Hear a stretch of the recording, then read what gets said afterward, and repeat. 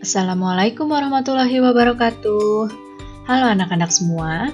Hari ini kita akan belajar tema 8, subtema 2, pembelajaran ketiga dengan muatan IPS dan PPKN.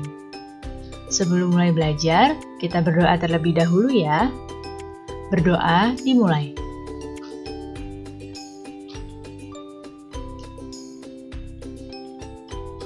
Berdoa selesai. Baik anak-anak, sudah siap untuk belajar hari ini? Kalau sudah siap, mari kita mulai belajarnya. Pertama-tama, kita akan mempelajari muatan IPS.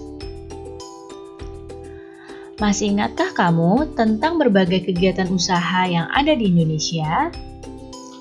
Ya, kemarin kita sudah mempelajari beberapa kegiatan usaha yang ada di Indonesia, seperti kegiatan usaha di bidang pertanian, di bidang peternakan, kemudian di bidang perindustrian, dan masih banyak lagi yang lainnya.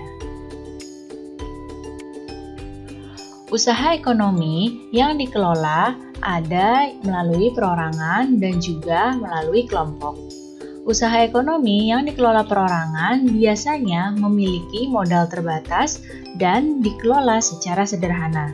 Akan tetapi, keuntungan yang diperoleh akan dinikmati sendiri oleh pemilik usaha. Berikut ini adalah beberapa usaha ekonomi perorangan. Yang pertama ada usaha pertanian, kemudian ada usaha perdagangan, usaha jasa, dan industri kecil. Yang pertama tadi adalah usaha pertanian. Nah, sebagian besar usaha pertanian dikelola secara perorangan. Usaha ini memiliki modal yang terbatas. Lahan yang digarap petani juga biasanya terbatas, seperti lahan persawahan atau tegalan. Usaha perorangan berikutnya adalah usaha perdagangan. Nah, usaha perdagangan secara perorangan biasanya berskala kecil dan sedang. Contoh usaha perdagangan antara lain pedagang asongan, pedagang keliling, pedagang kaki lima, pedagang di pasar, di warung, dan di toko kelontong. Berikutnya, usaha perorangan adalah usaha jasa. Secara umum, banyak usaha jasa yang dikelola secara perorangan. Contohnya usaha salon, penjahit, fotokopi, bengkel, potong rambut, dan penjualan pulsa. Dan masih banyak lagi contoh usaha jasa yang lainnya. Usaha perorangan berikutnya adalah industri kecil.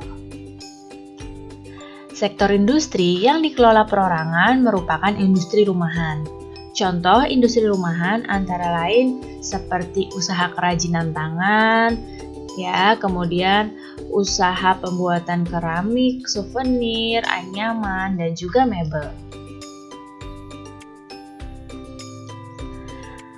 Nah, sekarang Ibu tanya, apa saja usaha perorangan yang ada di sekitarmu? Ya, tentu saja banyak ya. Cobalah kalian amati di sekitarmu. Dan kamu pasti akan bisa menilai mana yang termasuk usaha perorangan.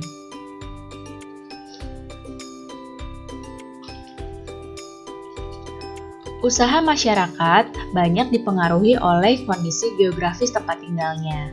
Sebagai contoh di Bali, keindahan alam dan keunikan budaya di Bali menjadikan industri pariwisata berkembang pesat di sana. Akibatnya, banyak jenis usaha jasa di Bali. Tahukah kamu keunikan budaya di Bali? Sekarang kita akan mempelajari muatan PPKN.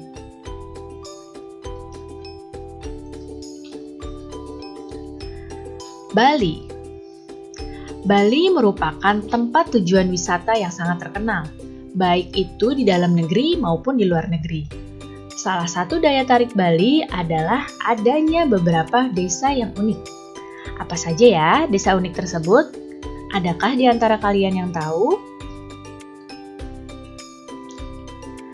Ya, berikut ini adalah desa unik yang ada di Bali. Desa unik yang pertama ada Desa Tenganan. Desa ini merupakan desa yang tertua di Bali.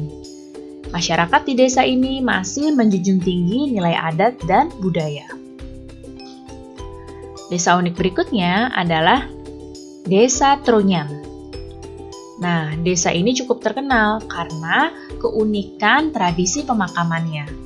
Di Desa Trunyan ini, jenazah orang meninggal hanya diletakkan di atas tanah, di dalam gua, atau bahkan di atas pohon. Nah, jadi di Desa Trunyan ini tidak dibakar seperti masyarakat Bali yang lain ya. Desa unik berikutnya adalah Desa Penglipuran. Desa ini memiliki struktur bangunan yang teratur dan rapi. Bisa kalian lihat ya di gambar. Masyarakat desa ini tidak pernah melepaskan adat dan budaya yang berlaku secara turun-temurun. Setiap daerah di Indonesia memiliki keunikannya tersendiri, dan kita harus menghargai keunikan adat istiadat tersebut dimanapun kita berada. Baik anak-anak, cukup sekian ya penjelasan Ibu kali ini. Mudah-mudahan kalian paham dan mengerti. Terima kasih anak-anak semua. Sampai jumpa lagi. Wassalamualaikum warahmatullahi wabarakatuh.